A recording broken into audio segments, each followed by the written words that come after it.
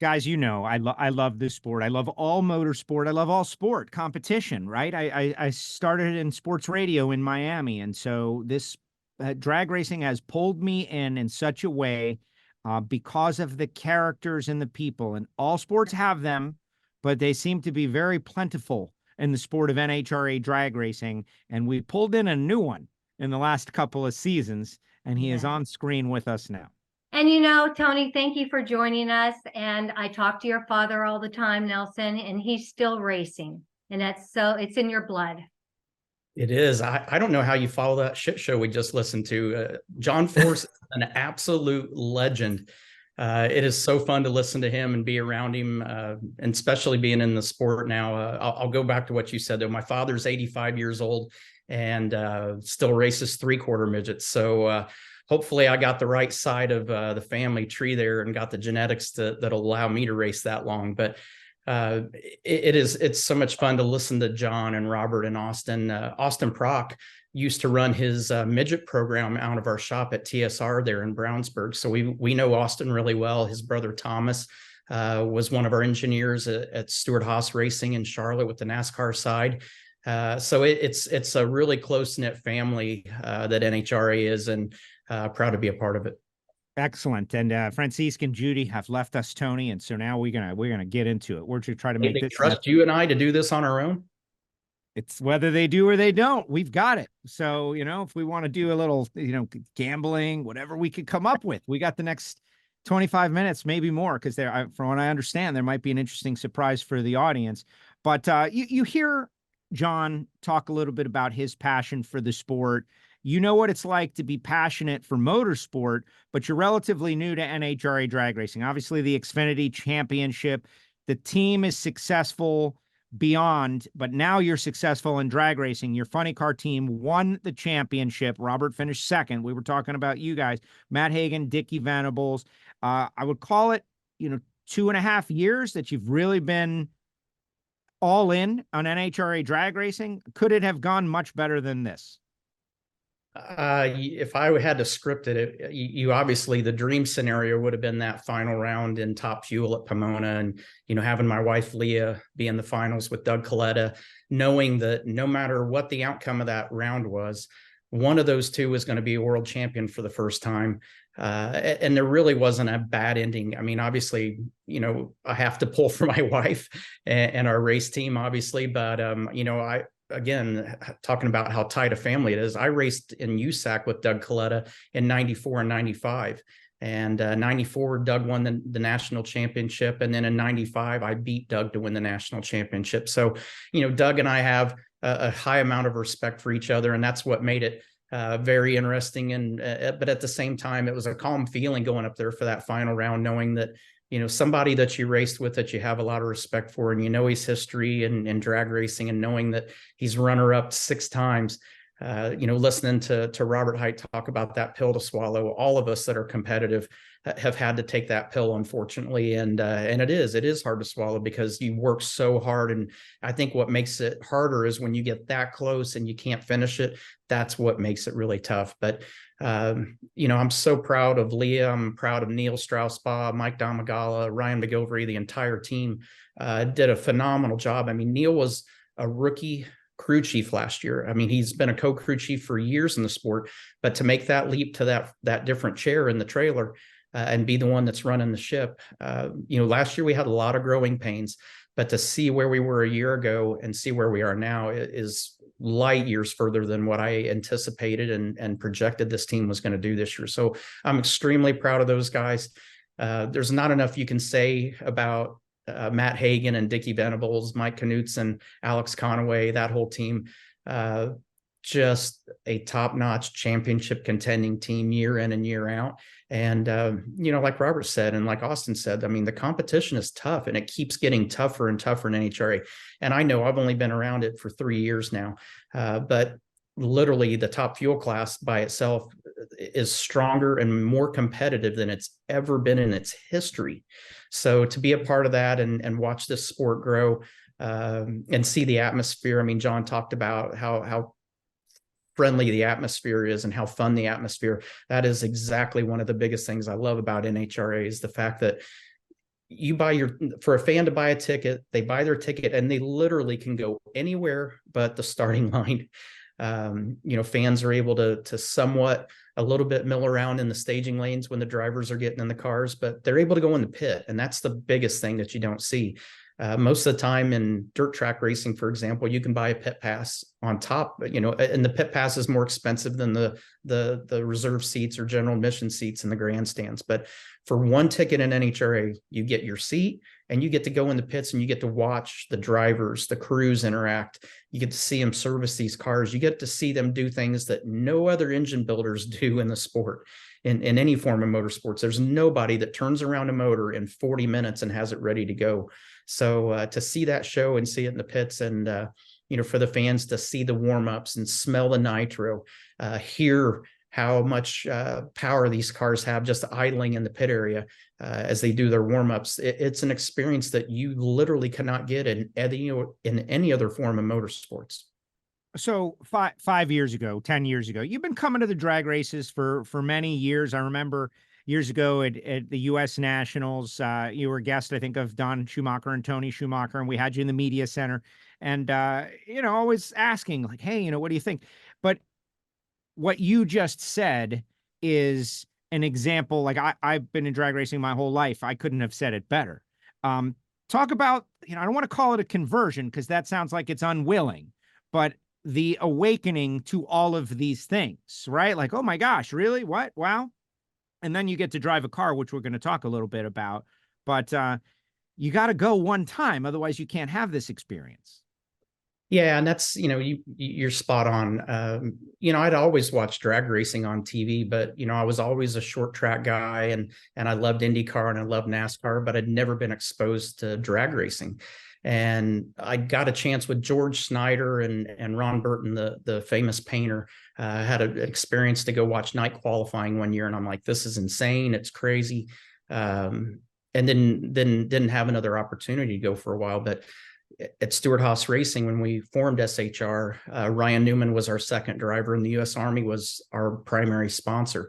So I got invited to go to the U.S. Nationals and hang out with Don Schumacher and Tony, and have the opportunity to see what it was like. But that is their Super Bowl. The U.S. Nationals at Indianapolis is their Super Bowl. It's their biggest race of the year.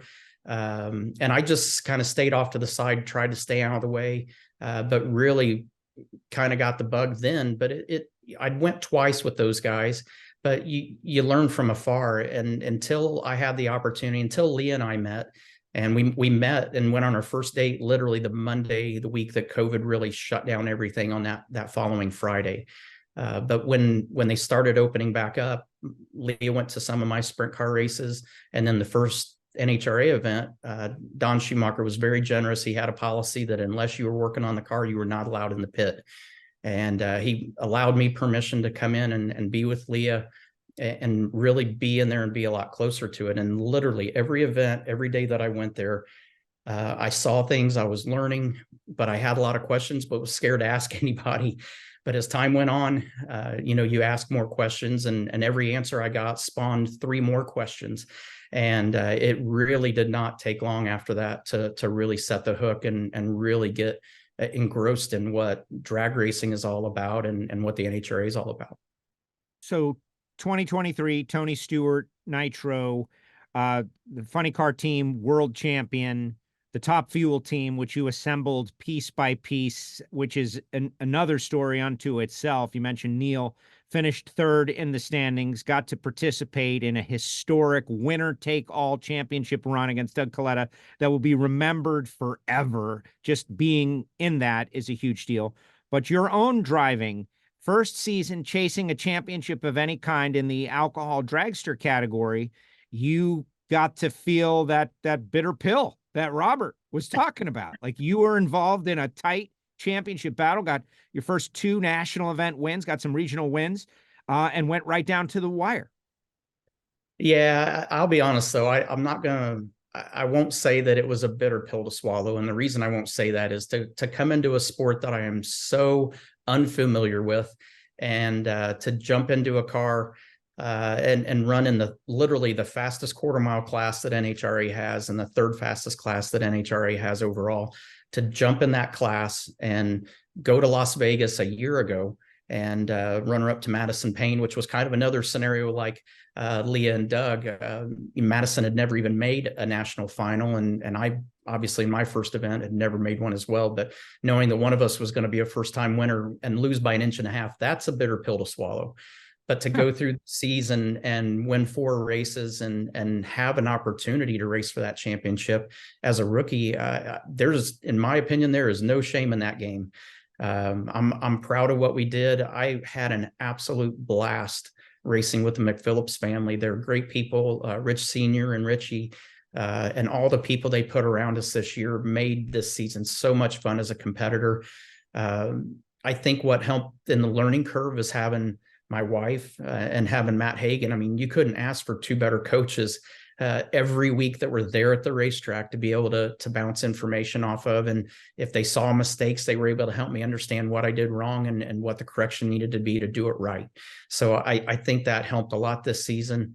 I enjoyed it. The Top Alcohol Dragster class, even though it's considered a sportsman class, it is so much fun. The teams, the drivers that I got to race with, and getting to know those guys throughout the year, unbelievable. I mean, Madison Payne and I are really good friends now, and she's the one that beat me in my first race. But you know, Jackie Frick and Joey Severance and Sean Cowie, all these guys. You know, obviously Julian and Toss, got to talk to her a lot this year, and you know, all these people were so much fun to race with. And it's a feeling that I haven't had in a long time in motorsports. It's the culture and the atmosphere at the drag races are way different than anything else I've been a part of. Everybody is dead serious about doing their job, but at the same time, it's very much a family sport, and there's the camaraderie there between teams is incredible. So it really made it a lot of fun. But you know, I knew going into Pomona that I couldn't win the championship. The best I could finish was second, but we did have the opportunity to slide back to third too. So being able to stay in that second spot in our first year, that's not a tough pill to swallow at all. I'm really proud of what we did with that group. No, you should be. Good note, and you should be. But what I pick up as we tell this story, like lost your first race to Madison Payne, lost the championship to Julie Natas. It's like a running commercial for the diversity of NHRA drag racing, right? Like it's almost as if there is no gender barrier at all. You took a big when you brought Danica over to the Cup Series, like that was a big moment, And in drag racing, there's no opportunity for that big moment because it just seems to have happened so long ago. Is that, I don't want to say, is it weird, but like, how do you like process that? Like there's almost more women than there are men, almost. I think it's refreshing. I remember in 2020 when we finally got to go to the U.S. National, and Leah goes, "Hey, let's go up to the line." And, you know, we were all done for the day. I'm like, what are we doing? She goes, "We're going to go watch the juniors run." And I got to go in there and I watched all of these little kids get suited up and get their helmets on, get buckled in their cars. Crazy to see how many females were in the junior drag racing ranks. But I think that's one thing that is very underplayed in our sport is the amount of diversity that you mentioned. I don't think people have played on it enough or grasped it enough. As much as you look at NASCAR, you look at how hard NASCAR is working to try to create diversity in the sport. You got one African-American with Bubba Wallace. You got Haley Deegan that's been in the Truck Series and now going to graduate to the Xfinity Series next year. That's the only female. So you look at all of this and you look at how hard they're working to try to get it. And literally you go to an NHRA race, you don't have to try at all. It is right there in front of you. You have Antron Brown, you have Leah, Brittany in Top Fuel. You've got Alexis DeJory in Funny Car. You've got one of the baddest women on the planet that won another championship this year in Pro Stock. There's 2 or 3 women in the Pro Stock categories, but Erica Enders is amazing. And you look at how that trickles down through all the sportsman classes as well. It's amazing to see how many females are there. And I can tell you, we have somebody that's really close to us that's a female that is a fabricator and welder and does a better job than any male that I've ever seen in my life at welding. It makes me so jealous and frustrates the crap out of me. But women have such an attention to detail, and men do too, but that is a strength I feel like women have. And this is a sport where that strength is very important and is utilized. So, but I think it's great. We're in this era where everybody's sensitive about everything you say and do. I think the diversity in drag racing is something that NHRA and the sport should truly be proud of, because they haven't had to artificially create that. It was already there. And, I think that's something we're all proud of. No, I agree. No, I love hearing you say it. I'm hoping that people out there, and I know our audience is around the world, they're industry folks, a lot of turning going on left, right, otherwise, will come and spend a little time at the drag races, because I don't know why this is, but I feel like because the sport doesn't turn, it kind of gets cast into its own little bubble, right? Like, yeah, not really racing, it's acceleration, it's not racing. Do you get that vibe? Can you explain that? Well, I don't get it, but if it's there, it's a very inaccurate vibe, because even though the track goes straight, if you stand directly behind those cars, there's hardly any of them, especially in the pro classes, there's hardly any of them that ever go just dead straight.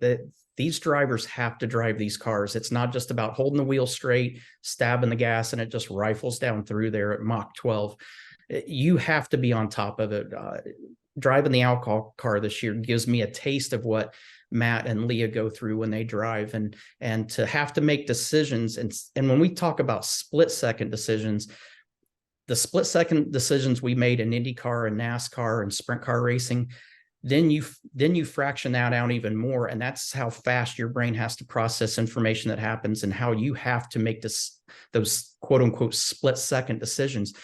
There's so many things that go on in a 3.7 second run in a top fuel car. And there's a list of things that can go wrong in that run. And those drivers not only have to keep it in the groove, but they have to be ready at any moment during that run to have to make a correction or an adjustment, or make a decision to either pedal the car or just abort the run altogether. There's a ton of things that people don't realize that go into what these drivers go through driving these race cars.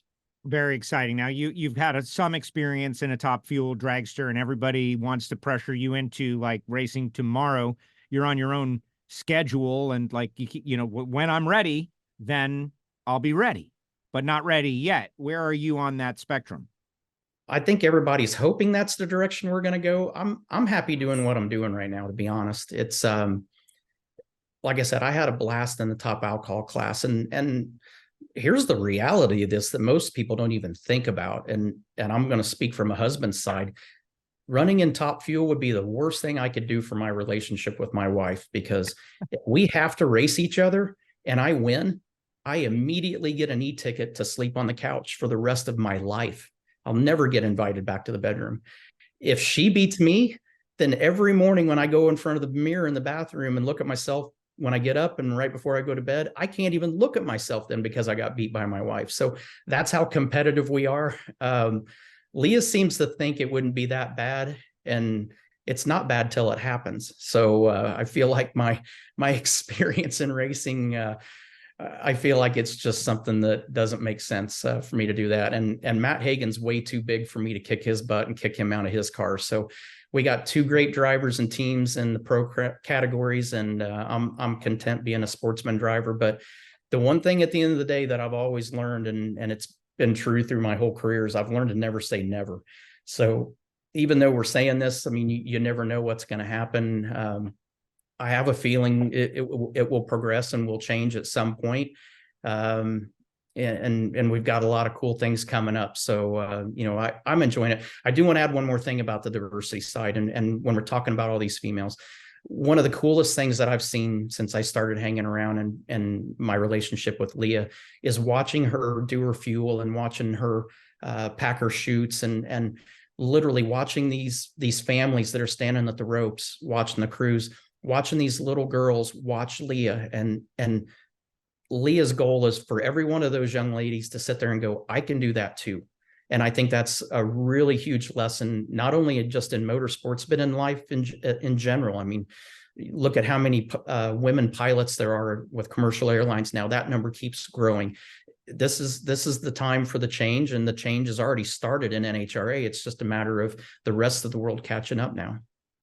Okay, got a limited time and a surprise coming, but I want to ask like a quasi serious question here. In that NASCAR just announced what I believe to be $1.1 billion media package across Fox, NBC, Prime, TNT, and others. And they are race drivers with helmets, and they go fast, and drag racing is got a great package with NHRA on Fox. We got Mission Foods coming on board. But when I see the deal that NASCAR just cut, which I believe, according to Sports Business Journal, it was 40% increase on their previous, I see all this potential. I see all this potential of what might lie ahead for the sport of NHRA drag racing if they can do the right things. What do you see? Yeah, you're spot on. I think all of us during COVID really learned a big lesson, and I'm going to go back to listening to John and Robert and what they talked about how to run the business. Everything that we do, we for the most part do it the same as we did before COVID, but there are a lot of things that we do business wise that we've had to learn to adapt. And every form of professional sports, whether it's NBA, NFL, NHL, Major League Baseball, soccer, everybody has had to learn how to fight. We're all fighting for the same advertising dollars with all these Fortune 500 companies. So when you get a TV package like this that just happened for NASCAR, that is huge for not only NASCAR, but it's huge for all of us, because since COVID, everybody's attention spans have changed, and fans are thriving for live sports. As soon as people were allowed to go back to racetracks, did they come? They came in floods to the racetrack, and that's something that we were all excited about. I really thought owning a racetrack, Eldora Speedway in Ohio, I was genuinely concerned about, are we going to be able to survive the storm, and will it recover? Man, we've had record crowds since COVID. We've had bigger races with bigger purses than we've ever had. And it's trickling through major series across the board. So this is a great announcement. It's great for NASCAR. It's great for me because I'm an owner in NASCAR as well. But it also gives you hope that, with Mission Foods coming on board, that, now that is set. And I've kind of told everybody that the NASCAR domino is the first one in line. Everybody is going to fight to get that NASCAR coverage.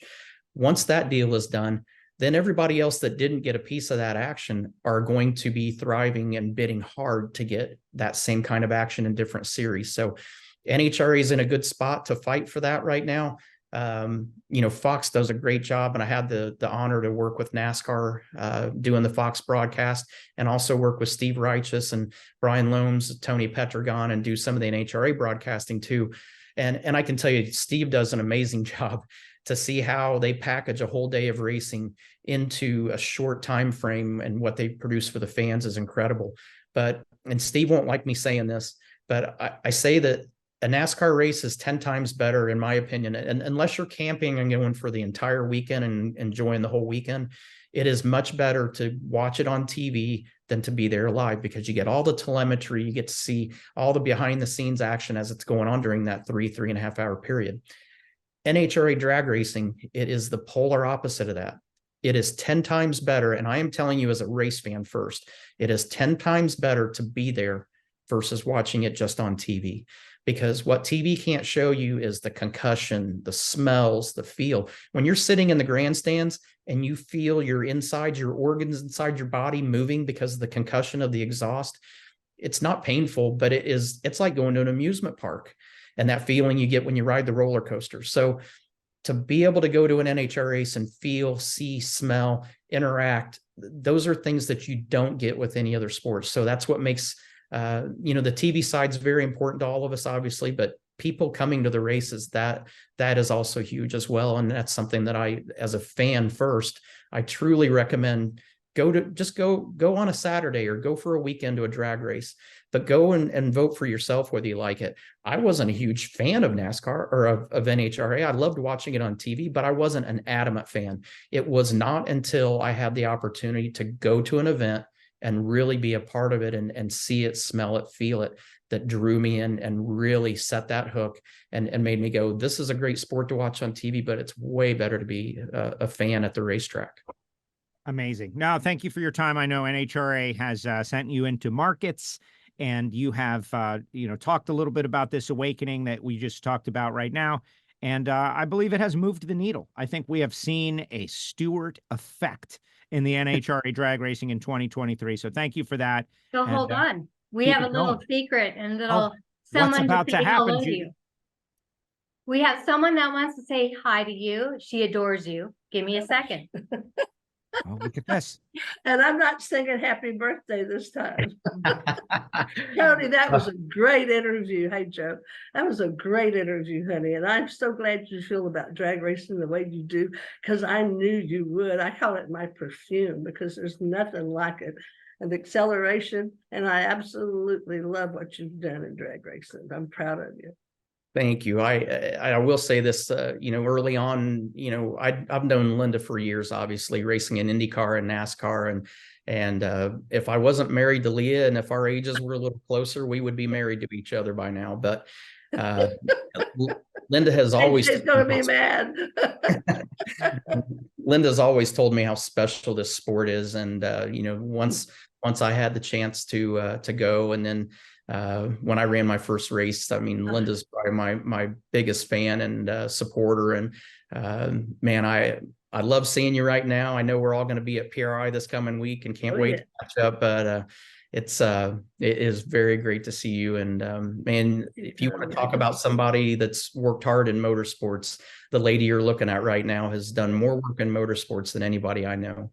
Next to you, we're so proud of you. I'm so proud to be associated. I just got a message from your wife just now saying you better be at my Christmas party. So I'll be seeing you all this next week. I'm looking forward to spending some time with y'all. Really proud of you, Tony. Thank you. I'm going to go out and start buying mistletoe, and I'm going to carry it and head out. Well, I'm single. I can kiss. I can have fun. Thank you very much, sweetheart. Thank you. All right, Tony, thank you very much. Wow, what a moment. Linda Vaughn, Tony Stewart, and me. On. Registering on EPARTRADE is easy. To start, click on the Join for Free button on the homepage. First, search your company to see if it's already in our database. If you see your company on the list, click on it to select it. Then, choose Claim Company if you are one of the decision makers, an owner, marketing person, or main company contact. Or choose Join Company if you are an employee, and press Continue. If you couldn't find your company in our database, select Register a New Company. On the following page, fill out your name, email, phone number, job title, and choose a secure password. If you chose Register a New Company, you'll need to choose your business type. Select Supplier if you're looking to display products or services and connect with buyers. Choose Racing Business if you're looking to source new parts and connect with suppliers. Choose Race Team if you own or are a member of a professional race team. Then, enter your company name. Please provide a website, Facebook page, or LinkedIn if you have one, and choose to either claim or join the company. You can view and agree to our terms of use here. If you'd like to receive our weekly newsletter, choose Accept. Finally, click Register Now and your registration will be submitted for approval. An email will be sent to your inbox. Please confirm your email address and you will be approved shortly. Welcome to EPARTRADE.